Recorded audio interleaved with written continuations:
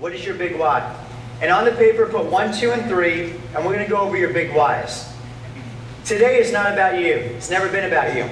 Okay? The thing is, today is about, in order for you to reach your God-given potential, you have to make it about everything but you. Okay? Because when it comes to ourselves, we'll let ourselves down in a second. I mean, I could just, if everything was about me doing it for me, I would have checked out a long time ago. It doesn't matter. But when you do it for something bigger than you, when you have a bigger purpose, a bigger why in your life, that makes you wake up in the morning. That makes you, walk with power in your step to do what you have to do.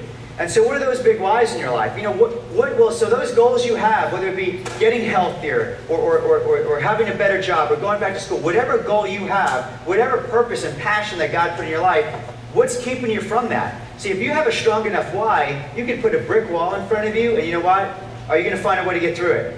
Absolutely. Here, I'll show you how a why is. If I put a gun to your head, or someone put a gun to my head and said, listen, if you don't get this or that by tomorrow, I'm going to take out your son and your wife. You understand, I would do whatever it takes to make sure that happens, okay? So you understand. So when you have a big enough why, you can do anything, okay? Especially when it's a purpose that God gave you. So the gifts and the talents that God put inside you, they're buried. They're not even getting exposed because of this or that or time or whatever it is. Those things need to be resurrected and come out of the ground so then you can do, what we're created to do. So we got to have a big why behind it.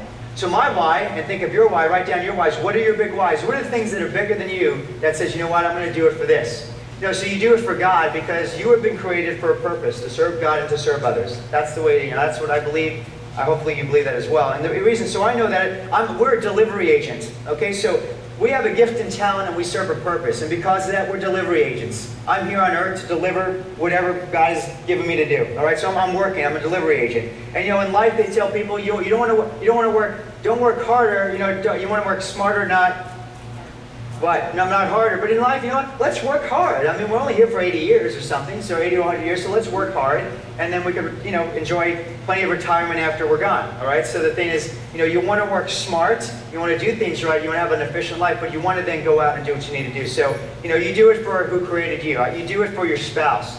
I've seen a mother widowed in her 50s, and I know what it's like to see, lose a dad at 21. So I've seen that. I felt that, and it's so painful. And that's what happens too many times. I don't want you guys to get to a point of your life where it's so painful, then you have to make the decision to change. You know how people do that? We don't want you to get to the point where you're in the hospital and said, okay, I'm going to lose the weight. I'm going to do this. So I don't want you to get to the point. So you got to actually think of that now. I don't want my wife to be widowed in her 50s. I want to see my son way after he's 21. I want to see my grandkids. By the way, we're pregnant again. I don't know if you guys know that. So,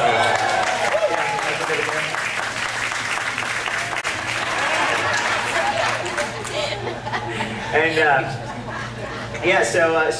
I want to see your family, And then here's another huge why that I wake up and do what I do. And if if I ever miss work, it's never due to illness or anything like that. I'm doing a seminar. But the thing is, I do it for you guys. I do it for you guys because people don't know the information you guys knew, and because of that, they're sick, they're suffering, they're dying, and they're never reaching the potential they were supposed to live. And it's such a shame. When people are not doing well, we have to ask ourselves, there's two reasons why a friend of yours is not doing well. Either A, no one ever told them the truth and showed them the way to have true health in life, or B, they did hear it and they chose not to accept it. I mean, it's not our responsibility whether they do it or not, but it is our responsibility when we know the truth to help them and tell them the truth as well. And really everything, it's just truth on a silver platter. You either take it or not, and they have to then deal with their own choices. So you want to make sure you put down your 3 big whys, and the why is when you have a big enough why, the how is very easy. All right, babe? And write your new empowering belief. So remember the whole thing. What was that thing? Well, I can't do it because of this, or I'm not a good public speaker. Whatever those negative belief systems you have, you turn them around. So for instance, the momentum. The momentum for me, I was so afraid of losing momentum.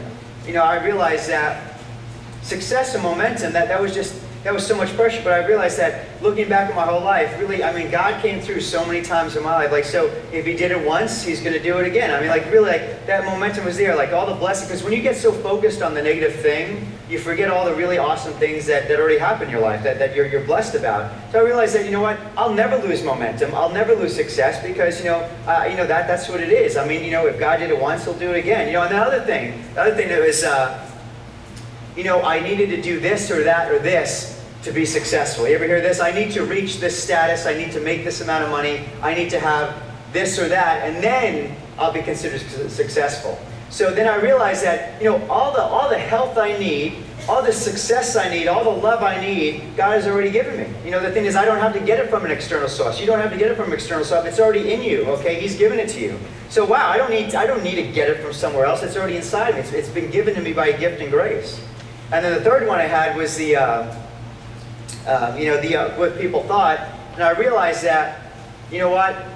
You know, telling the truth and, you know, being in a comfortable position, you know, if it's the truth that will potentially change and save that person's life, it really doesn't matter what someone will say to me, do to me, or anything. You know, that is more, what I have to say, the message we have to teach people is much more important than their opinion. It really doesn't matter, you know, because it really is. So if you could walk in freedom, and that's really walking in true freedom, and isn't it to be, you know, secure in who you are.